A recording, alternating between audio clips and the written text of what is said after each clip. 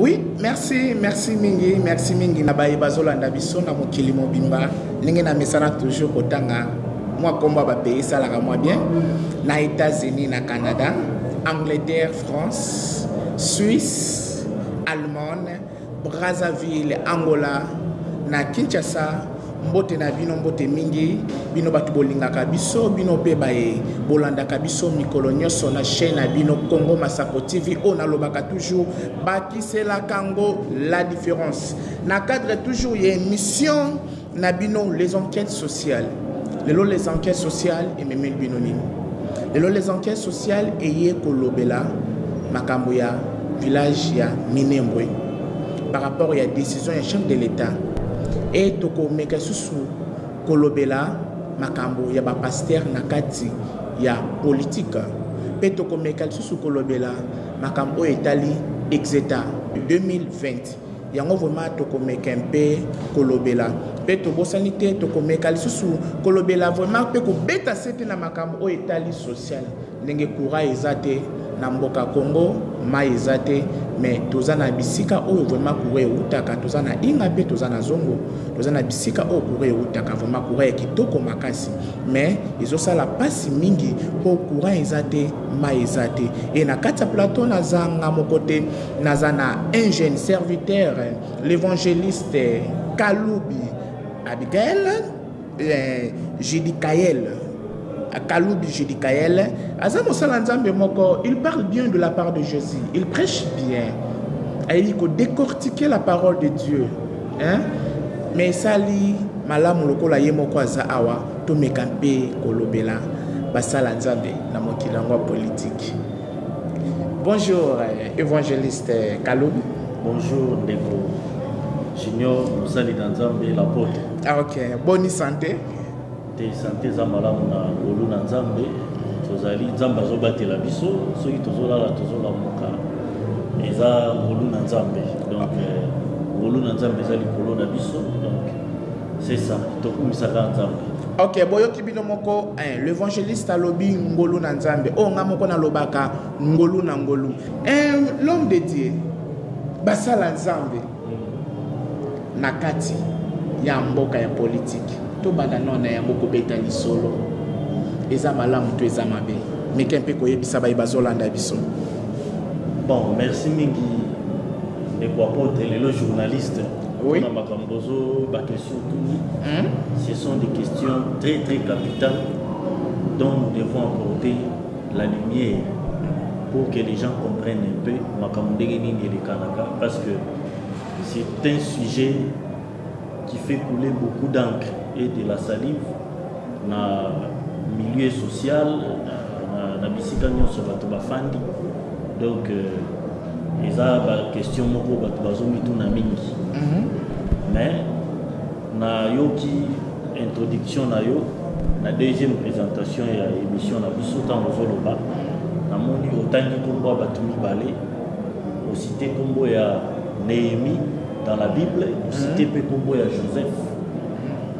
Ceux qui te lobby, Tozonga, Nakatia Batouana Nyonso, nous trouverons que Batundekouana, rôle Bajouaki dans la Bible, ce n'était pas seulement un rôle sacerdotal pour parler de Néhémie, oui.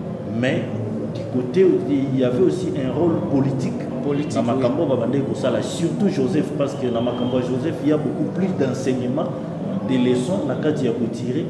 Mais mingi mingi, aspect sacerdotal dans l'histoire de Joseph, il y a penza mingi. Mingi mingi, ce sont les aspects politiques où il y a pour caractériser vie à Joseph. Denga bandaki, denga polaki, papa naye. C'est ça donc. Les Makambo tokuki pour le Bélaïmona, parce que ceux qui te le même dans la Bible, on verra même Moïse, on trouvera que même Moïse, l'exode, Zambazo et Isaïe, Zambazo Solola, parce que la Bible nous dit que Moïse parlait avec Dieu comme on parle avec un ami. Et arrivé quelque part, Nakatia Masolo, lorsque Dieu a trouvé que Mibé pour Abane Kopesa et Zalé Koto Samapenza milité, Dieu a voulu à ce que lui et Moïse se parlent encore en mettant en place un texte ou un livre qui régissait les lois des enfants d'Israël, à l'époque qu'on appelle maintenant, et aussi dans la Bible, les 10 commandements, les livres qui contenaient les 10 commandements. Voyez-vous? Et ces livres qui contenaient les 10 commandements, parce que moi j'ai toujours dit aux gens, lorsque nous lisons la Bible, actualisons aussi les événements. C'est-à-dire, à l'époque, et ça qui n'a pas beauté, mais maintenant, si nous voulons faire une nomenclature par rapport à ce qui s'est passé entre Moïse et Dieu, on dira que c'est bel et bien une législation. Donc je peux dire que Moïse, c'était le premier législateur que Dieu a établi. Ok. Donc c'est ça. Ok, merci beaucoup, évangéliste Nayo Kikomani Ngolobi. Na mukuse olinga kikoloba ke mosala nzambe pa ko kikosala na ye politique. Eza mabete, eza nzambe asa la politique, eza mabete. Pourquoi? Parce que na balolenge mususu la politique eza lokola profession, eza lokola profession. Na balolenge mususu. Bon, te na ninga mukuse, na ninga mukuse kino mosala nzambe ko na ye kosala. Oui, il faut ça la politique eza mabete. Mabete ko eza que soka koti na politique wana abanda ko se compromettre na makambo ba politiciens bazosala, parce que la Bible dit que nous sommes une lumière. Lumière eza likolo ya ngomba. Or lumière eza likolo ya ngomba ezalaka po éclairer mboka mobimba. Donc quand il y a un serviteur de Dieu qui se retrouve dans le monde politique, rôle na eza ya nini?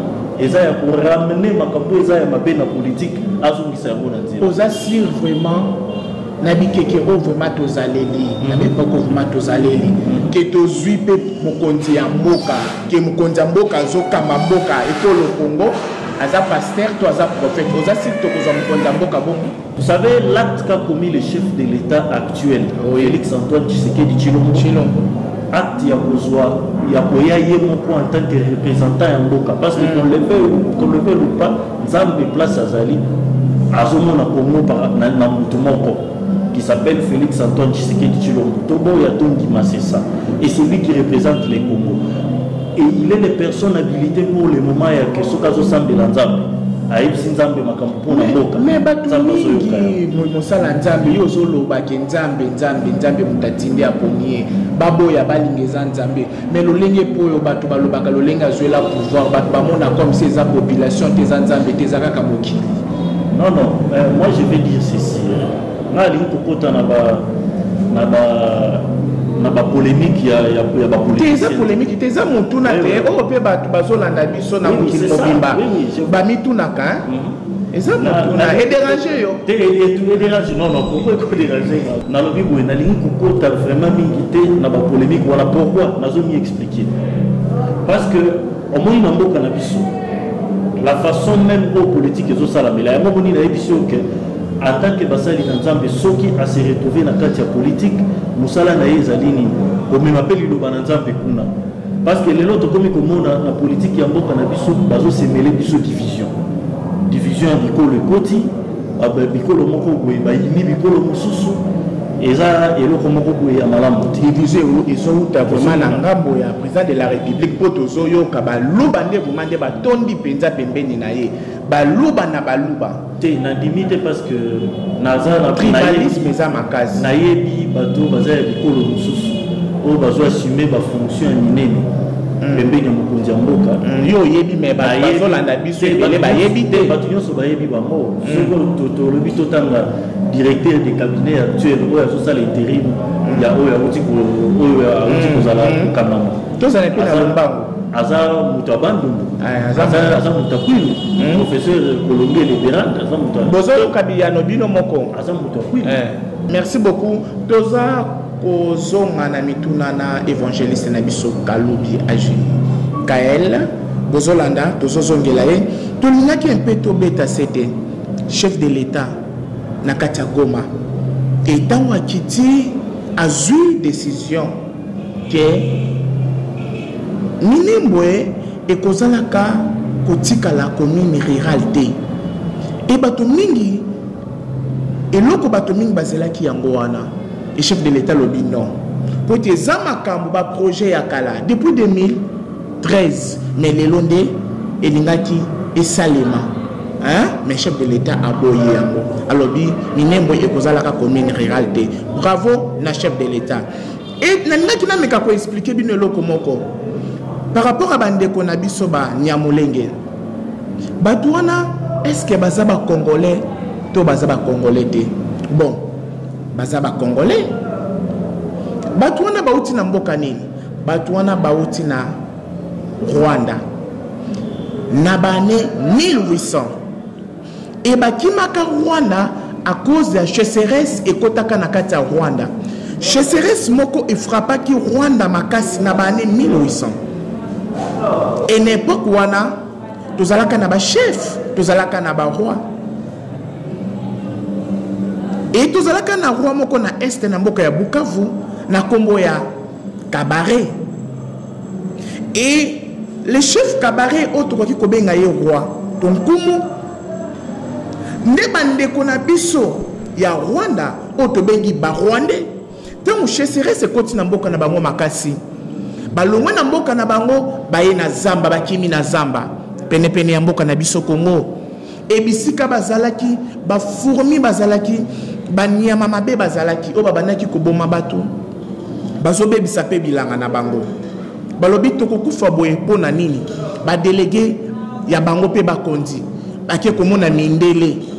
Tant bake komona ba Belge ba moni mindele basengi bango. Balobi toza na posa toya na mboka na bino to s'immigré na mboka na bino Congo.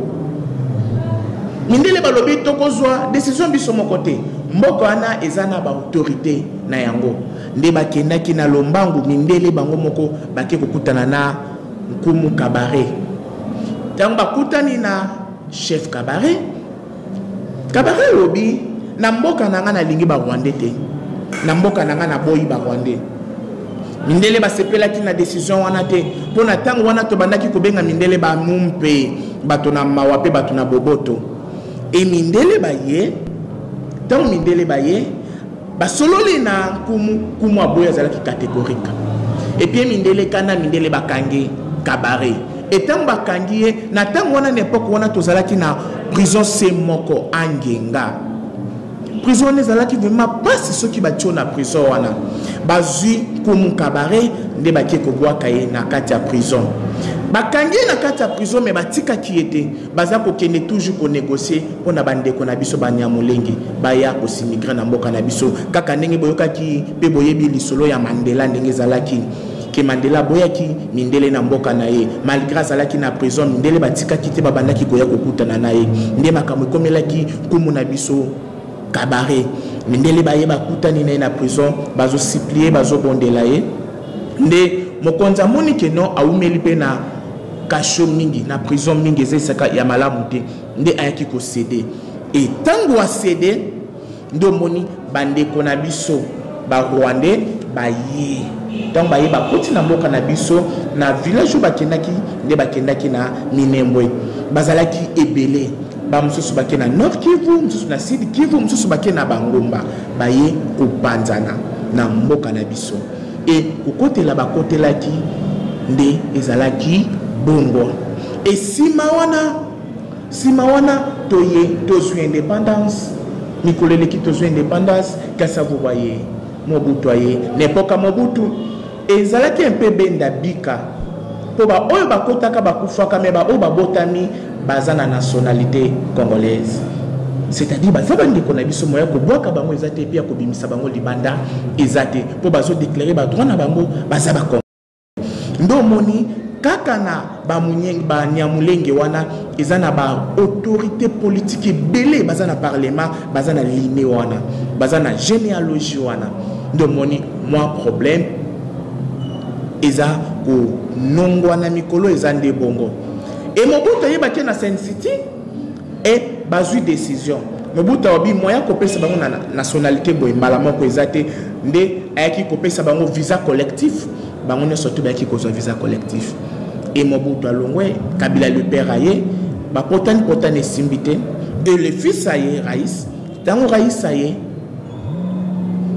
na ba 2013 matata pono yebi muzito yebi ba potani ba sali mibeko mais simba kite Raïs alobaki non ako signé té et n'époque ya mwana mboka Félix Antoine Tshisekedi Tshilombo yeba ya lobi non tokoka ba mboka te soki baza ba congolais bakozala na mboka na bango Congo pourquoi kokatela bango une partie bakatela ba mongo te baluba te siko bango balobi baza ba congolais bakatela bango ndenge nini basali sali makambo na bango na Ruberwa ndeko na bango etant basali makambo na bango ekomaki ba comme sisika na commune rurale or pour ya kosala eloko moko ezala commune rurale ezosenga bozala après près na 20 à 24 000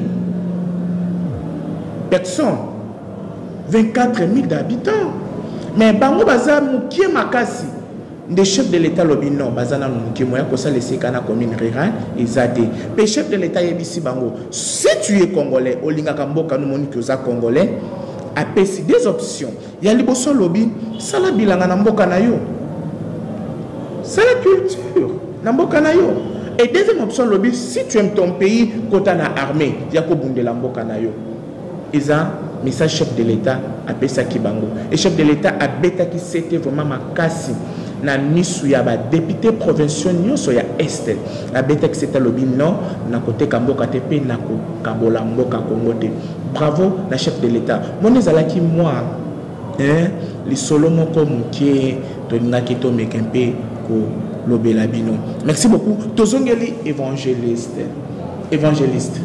et bisabisona examen d'état 2019-2020 ebimi mais technique ebimité classe zoni point de vue na yo état que nom de Dieu et politicien. Bon, merci beaucoup. Nous avons une parole.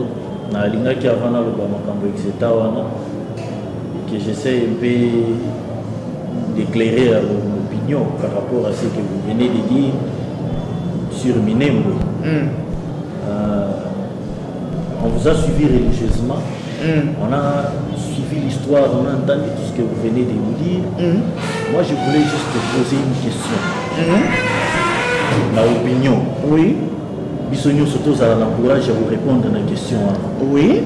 Dans vos petites histoires, on a Yandenge, Bandekona Biso, Banyangolenge, Bayaki. Félix Antoine Tshisekedi, Tshilombo, Azanaki et Rwanda. Bon. Ce qui est bien pour répondre, c'est que pour répondre. Nathan Wana, Félix Azalaki. Alors, pourquoi vous avez responsabilité pour que vous voyez comment on a péché à vous? Oh, asali ata, mais évangéliste, il y a ça mon pondi à mon cas. Même si il y a un mokondi à Mboka, et puis qui n'a qui mokondi na Mboka, atikali couper sa permission, atikali koloba, te koyo mokondi koloba, atikali koyi sa bango te que to kateli bino mabele. Alors bien kwata mokete. Mais pourquoi motema mabe acharnement ya modèle wana? Que non responsabilité on a mis au César yé mutasali ajua kateli bango et ça cop na aliaki mais soyons un peu tous à la quand même battu tous à la quand même là où tu koloba to ke nena na question na biso bazo comprendre que non oza buma na ngambo ya président de la République oza to ke nena examen d'état nazolo ba examen to ke nena no eza moké examen d'état merci na sukisi na lineka na loba boy na lineka na loba que même omoni likambo même ceux qui sont là qui Jean-Pierre Bemba même ceux qui sont là qui Jean-Pierre Bemba qui même ceux qui Félix alingaka kutana likambo oyo alingaka ko ya sagesse apesa ndenge ya deuxième question donc sinon deuxième question likambo exeta na lingi peso ko polémiquer mingi place wana pourquoi parce que tant tozo loba makamboyo ya lolenge batubaye mutoyer asali dédicace ya exercice ya pouvoir na yeba na nzambe na stade de martyr et nzambe wa likolo ayoki no sambo wana mwana zaka ya no examen d'état nazo pese ya no naza na kati ya réponse kokuma mama makasi te un politicien ya no la examen d'état 2019-2020 et bimi ba résultat bimi mais technique bimi te to kamwe que la saison point de vue na yo wili ba konga zolanda biso nazo pesa point de vue nazo pesa point de vue nanga point de vue nanga eza pona koleze mututi mais nazolo ba makambo yo eza na nzela nazolo ba makambo eza na nzela alors dans le premier exercice ya pouvoir bino boye kosala musala bosala musala mo quand même malamu pour que bato nyonso basepela biso toyebi examen d'état ba résultat bande kobima ndenge ezali kobima ezali soki ebimi par exemple tokende musika te année passée ntango ebimi nyonso mbala moko mais pourquoi soko tali na ba secteur nyonso bisika bandeko baza na coalition na mokonzi mboka bazosala makambo na bango bazosala ezosala kaka lokola eza na mo eloko moko boye nsima bazobomba pour que nsima nango bato balobake bomoni tango kutu ya Kabila tango ezalaki boye te tango ye makambo nyonso ekomi kobeba eza normal te nga nayebi te qu'est-ce qui a changé na kati ya makambo wana pour que lelo bapublication ya baoption mosusu ekoma mpasi ya baoption technique ekoma mpasi ya basection technique plutôt ekoma mpasi nazoyeba te pourquoi nalandaki dernièrement na top Congo alors ministre ya EPST alobi non voilà il y avait eu un problème et c'est pour ça qui correction il y a examen il y a technique et ça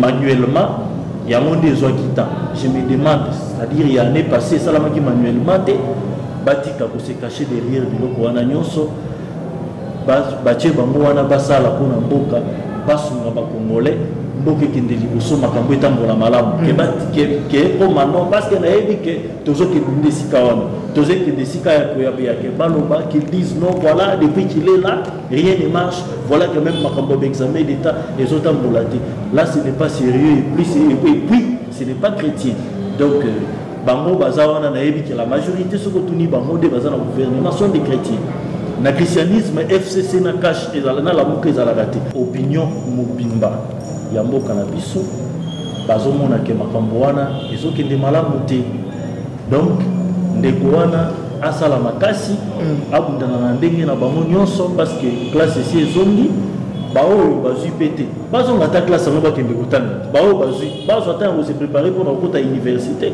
lolenge asaleli makambo wana en tout cas jusqu'elle eza malamu te aluka moyen merci bozolanda biso azalaki un peu bref te mais message nezaki no mwana mboka wili bakonga ozosala musala vraiment malamu te eloko oyo etikala jamais kosalema na mboka na biso Congo ke ba résultat ndambo ebimi ndambo etikali rentrée scolaire ezongi bamususu bazongi classe bamususu bazongi classe te baprofesseur bazolela bafutami te toyebi te nini ezoleka social eza mabe makasi baprofesseur bazolela makasi mpe mpo mosala eza mabe makasi mosala eza mabe makasi tozongeli yo na question na biso toyebi te soki ekoki ozala ya suka chef de l'état azwi décision alobi baport privé nyonso tu ekangani alobi baport privé nyonso tu ekangani oyo ezomema développement na mboka na biso te Congo ezozongisa social nsima eza ya kokangama point de vue na yo non le chef de l'état a totalement raison pour na kokanga baport illégaux wana parce que ça fait plusieurs décennies yo ozopesa ye raison or baport privé wana eza bandeko na ye mingi ya coalition ya FCC bango nde vraiment baza na baport privé ebele nde bango bazokombattre vraiment société na biso monene ya mboka nini onatra bazokombattre onatra makasi mais yo ozopesa bango awa ozoloba bango la légèreté non likambo wana oloba ndenge ozoloba ke tozoloba bango tozozwa à la légère soit tozoloba bango na légèreté ce n'est pas du tout ça parce que lelo toza na problème moko grogne social et comme dit déjà kokiete biso na mboka oyo pourquoi parce que d'abord ba revenu il fallait ezongela l'état ezalaki kosalemela ndenge esengeli te ozalaki awa oyokaki bino nyonso ntango ministre ya finance azoloba ke selon plan ya trésorerie tokozala incapable ya koréaliser budget ya 11 milliards olandaki yango ya moto nyonso alandaki yango mais alors pour que budget ezala réaliser makambo nyonso evanda bien budget na biso ezala réaliser il faut makambo nyonso ezonga à la légalité parce que ntango bazokanga babengi yango bien baport illégaux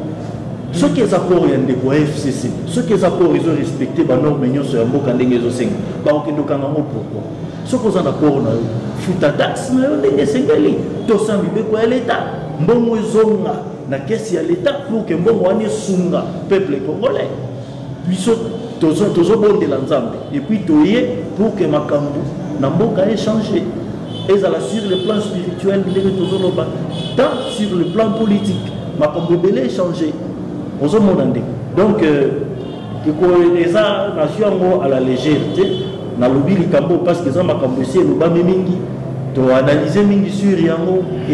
Merci beaucoup bandeko balandi bamituna totunio mais tobetata moi c'était sécurité chef de l'état moi ko bangi ezalaki yango tomoni sécurité moi ezalaki moi matata ko bangi ezalaki makasi po moi somo ke na Goma bakoningisa ye toni po ko bangi ezalaki makasi sécurité moi ezalaki makasi point de vue na yo te oyebi na biso lo moko po tomoni be hélicoptère les colonies ezalaki ko banga na biso lo moko ndeko na ebité ce qui est président moko oyo na monde oyo aza sécurisé kolega président des États-Unis d'Amérique ici kama camion sur Vanda total quand même na ba documentaire na ba film to monaka mituka 4 na cortège ya ndenge moko mais boyebité moko avandi wapi donc elingi koloba ke charge oyo ezaka likolo na ye ezaka charge moko ya pamba te esengaka vraiment azala protéger et surtout na makambo toza na mona est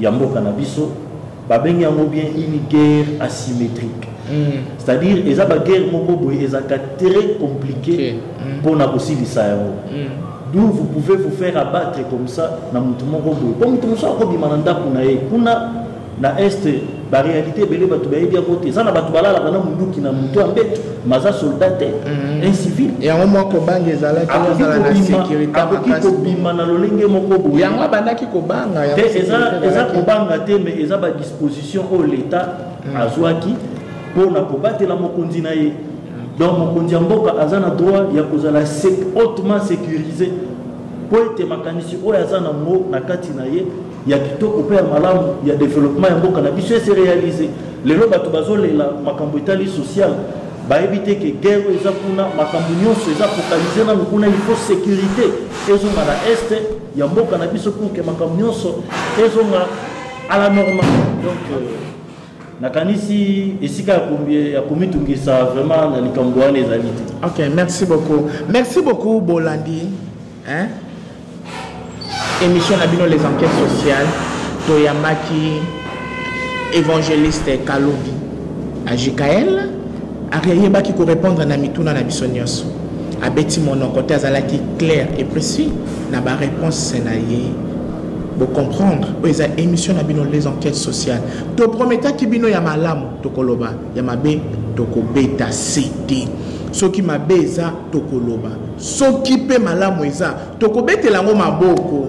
Merci na chef de l'état to mona ki sécurité zalaki kitoko merci ba sécurité bo to mona to yebaka pe to mona kaka na tanga mobutu lelo kan o faire raisonner biso mobutu na sécurité boy sécurité moko kitoko vraiment merci na décision ozui na mboka ya Minembwe merci beaucoup Zambe apambola chef de l'état ndena zo bisabino to soutenir kaka Félix to soutenir moi na mboka to soutenir chef de l'état actuel na ye makambo ko kene bien Zambe moto atindi ye oyoki na monoko ya mosala Nzambe évangéliste Kalbui merci beaucoup na bosanité na pesa moi mbote ezanga kate il faut que ça la reconnaissant Antonio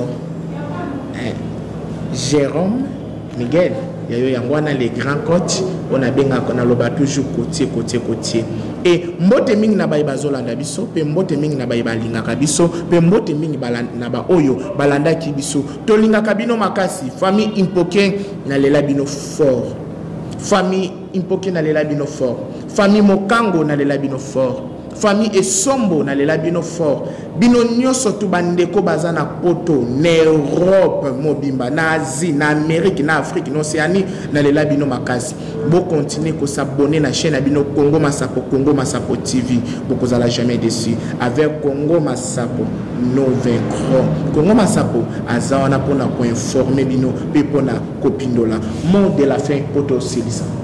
En tout cas mot de la fin na polo ba que j'étais vraiment joyeux surtout par rapport à l'émission, par rapport au sujet débattu au cours de l'émission. En tout cas, il faut que moko bana monde mwana pona ko éclairer opinion na biso par rapport ya makambo etali basali na nzambe musala na nzambe to basali na nzambe na politique to makambo etali mboka na biso.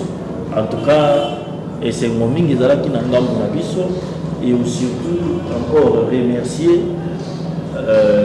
nos téléspectateurs. Oui. Ils ont battu les cognons sur balandi biso de partout. Oui. Et à Mabé, Nakanisi Soki, Mabé, Bima, mais sinon, vérité à ma ok, merci beaucoup. Na Bossanité, les centrales bar, Nakata Victoire, les centrales bar, Nakata Victoire, cadre Kitoko Makasi. Au Tipoto Lingo, soit moi, mon pépo, Mélagie, au Méladière, Yakana, les centrales bar avec Didier Toxi. Merci beaucoup, Tony Rabino Makasi. Ah, Kazadi, Dolek.